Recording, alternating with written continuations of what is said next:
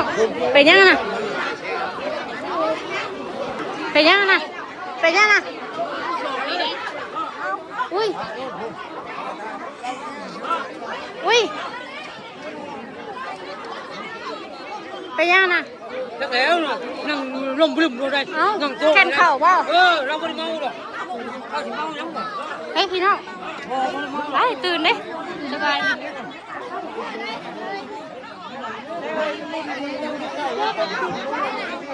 เอ้าน่ะก็บ่มีสติได้นะ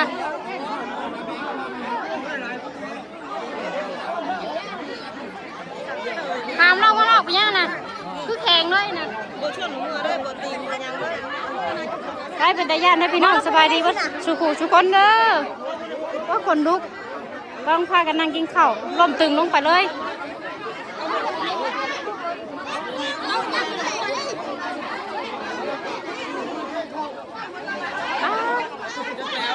คนลุก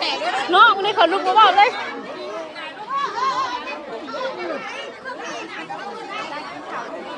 กินข้าวอยู่เนาะ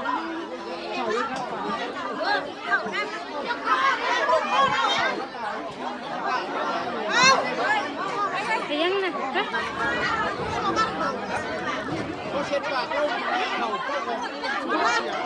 เป่าปากนะใช่ช่างเป็นแท้น่ะแค่เขาวะโมเมนต์นะแค่ไหนหนังยาได้พักกันยังอยู่เลยหนังโตจะบ่บ่สูงขึ้นโอ้ยบ่เขายังข้าปากอยู่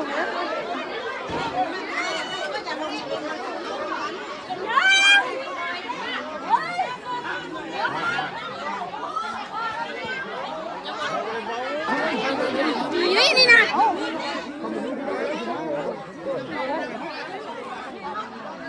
บ่ตอนเมื่อบ่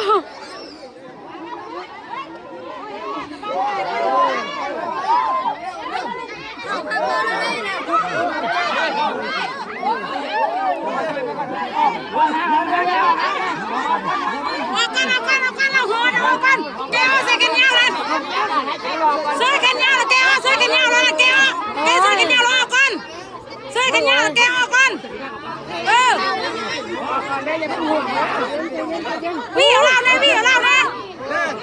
ทดออกนู่นน่ะ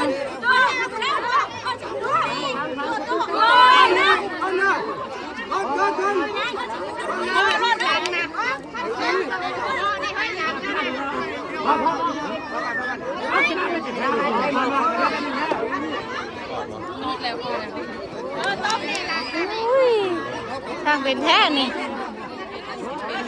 บุญเรื่องตู้เก็บพี่น้องเลย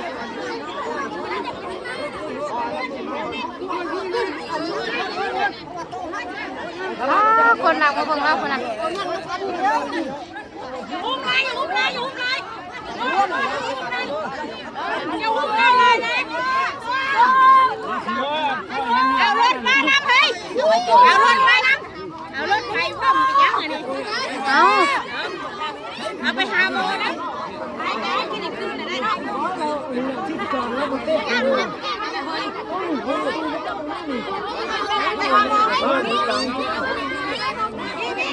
เด้แล้วนั่งหายใจอยู่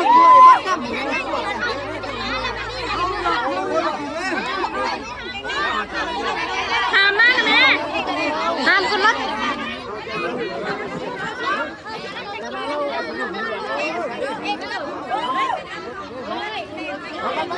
ละแม่ละแม่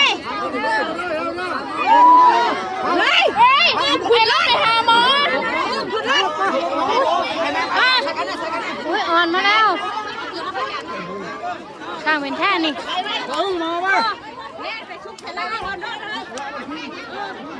เดืองมาแล้วอ่อนมาแล้ว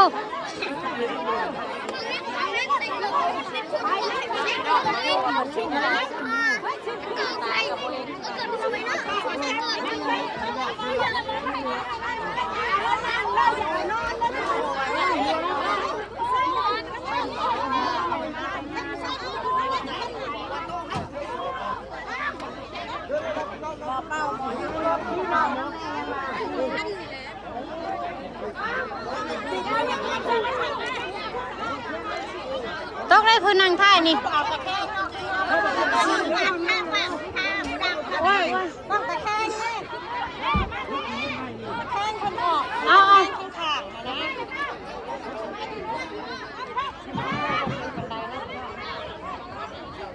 พี่น้องเว้ยชิ้นอะไรนี่ปล่อยแล้วปลอดภัยเด้อประตู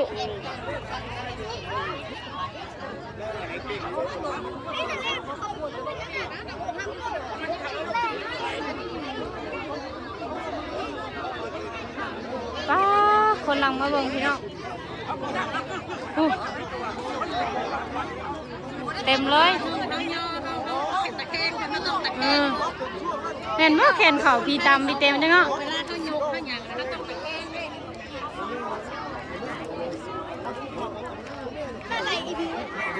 บ่ไปโรงเรียน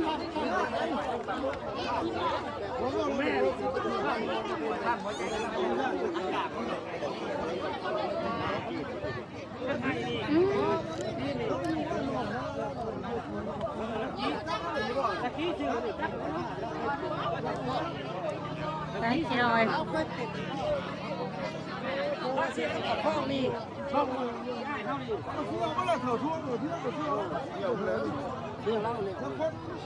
คนลุกเฮ้ยการเก่าแล้วบ่เราเคยเป็นบ่นี่นะเป็นยังแล้วก็นอกบันเป็นที่ได้คนเป็นเดืองว่าได้เนาะหนาแล้วนะ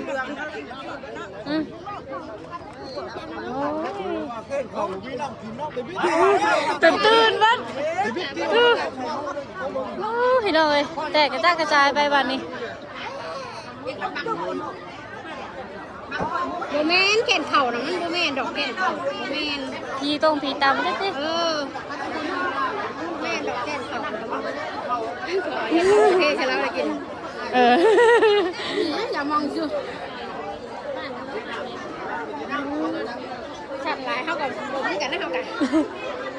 พี่น้องช่างเป็นแท้เนี่ยคนแตกตื่นมดป่านนี้ในงานมีตู้เกตประตูเกตเนาะคนกำลังกินข้าวกันจักอิ่มบ่อิ่มนี่บุกลงโต๊ะลงโต๊ะวันกินนี่นะว่าคนดีกันก่อน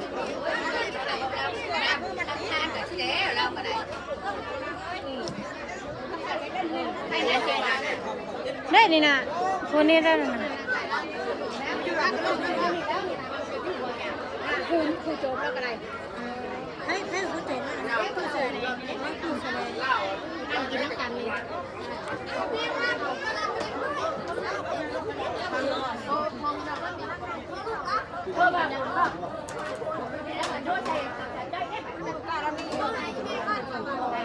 น้ำมาบุญน้ำเดียวแล้วเน็ตก่อน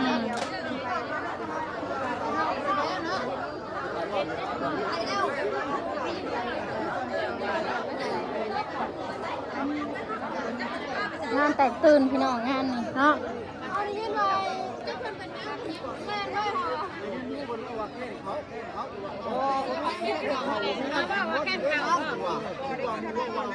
แล้วน้ำหมูบลงด้วยหรอน้ำโต๊ะเดียวกัน3 คนเลยพอดีเราเห็นอยู่ในเหตุการณ์เลย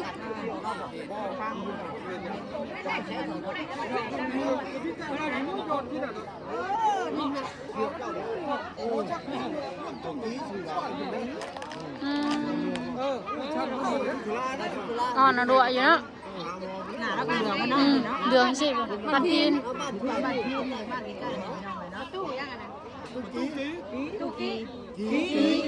กี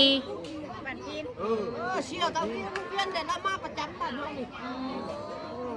เราเที่ยวมาเรื่อยกับมาหน้าประจำเป็นยังไงนะจ้ะคอยจะล้มจะพูดแล้วล้มใช่จ้ะพูดแล้วชวนดิ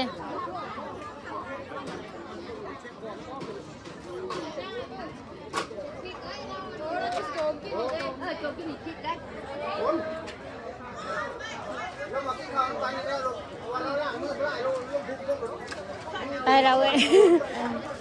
เข้าหนึ่ง แข็งแห้งแล้วก็ตอนนี้อ่อนรั่วเดืองบ่ล่ะ ไม่ได้รู้จักยังบอกอยู่ อ่อนเลยบ่เอาบ่ผีบ่ได้เฮ็ด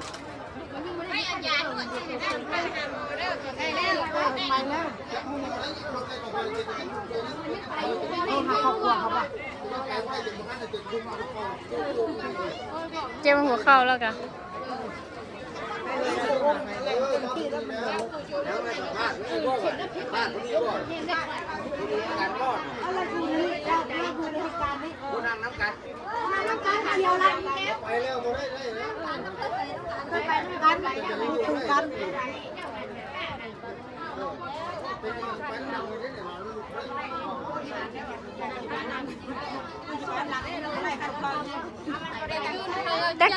จักอิ่มบ่อิ่มได้เขากะ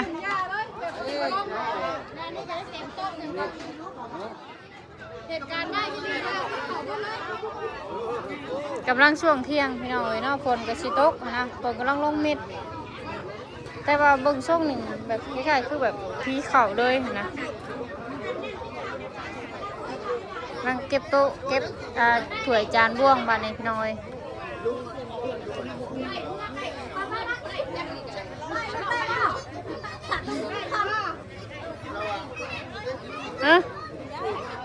ไปแล้วไปมอแล้ว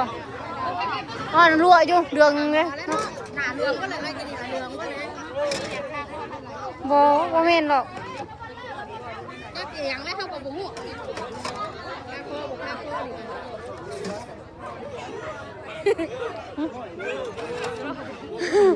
เลยนะมันก็ต้องโซเล่กันเลยสิเหรอ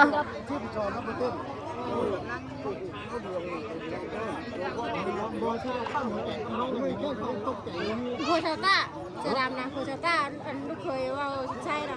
โอ้นี่ปั้มหัวใจมันกันไม่ไหวพ่อปั้มขับบอกว่ามาเบิ่งจับเบิ่งหัวใจเอ็นชิดจอดรับเนี่ยคนลุงคนอะไรคนลุง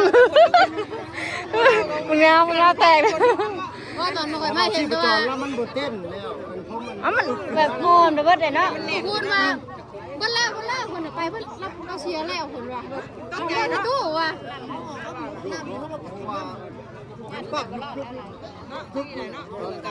ตอนแรกครับแก้รถตอนแรกคิดว่าเรานั่นแหละปั้มถ้ากันปั้มกับอันนั่นที่ปั้มเราไปเลยจะได้พี่น้องนั่งกินข้าวอยู่เนาะสิเป็นบริญญาบริซ่าจับเบิ่งชิดจอแล้วมันบดเต้นเมื่อค้นเนี่ยเนาะอะไรกันเงือบขึ้นมาได้แบบว่าแล้วอย่างคออ่อนแล้วอีกเราชนลาบเลือดเราความดันขึ้นแล้วไปกินเดือดก็กินตามดิบจานตัวจะพิเศษนั่นเอามาหลังเนาะค่อยเราเอาพวกชดใจโอ้เนี่ยมันร้องควายว่ะเขาเราไม่กินเขากินจะทำหุ่นยาแล้วเราเคยเป็นนักแล้วนี่ชีดนี่แหละเป็นเทศได้เป็นว่า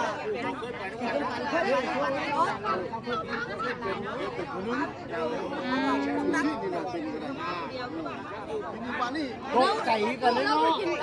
แกงชิ้นไม่ยังกระดูกคาคอสรุปเลยตัวช่วยชดแกงเนาะชดกระดูกคาคอนะบ่หรอคิดว่าอันอื่นชีวิตนะมันยังบ่ได้ก็มันมีแถวเนาะตกใจเนาะพอเลยมองต้องห้ามเลยเฮ็ดบอสตะกี้ว่าคิดว่าคนตีกันว่ะเพราะเราว่าตีกันเฮาบ่อยากเข้าแน่ๆเฮากันเนาะนั่งกินข้าวอยู่ดีเลยลูกบ่ได้นั่นหัวเข่าแล้วคัดเลยนะ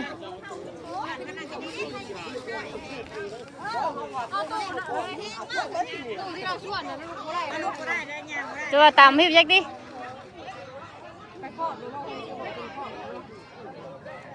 ได้รับผ่านก็เห็นนางกินชิบลาบเลือดด้วยนะคะ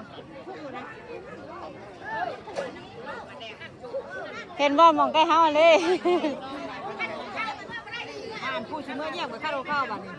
ผู้นึงโจมแล้วขึ้นได้ย่างมาได้ยันเล่าเองคือได้เล่าเองพิษ บุหรี่ปูวันนี่นะ เอามาเลย ย่านว่าปูวันไปแล้วปูย่านเลยใช่หรอแตกตื่นเมื่อวันละพี่น้องไอ้เนาะแขกมารายงานมื้อนี้ผูดเฮงเลยเนี่ยแล้วผูดเฮง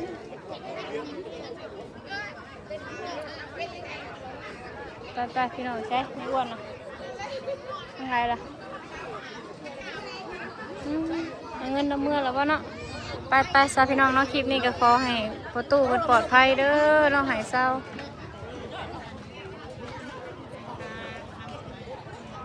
ไปห้องหมอแล้วพี่น้องเนาะตอนนี้ไปอยู่กองบุญไปพี่น้องแต่ยากพักคลิปนี้ก็ขอจบได้เพียงสำนีเด้อปลาดุกเด้อสบายดีและสวัสดีวัดสุขสุข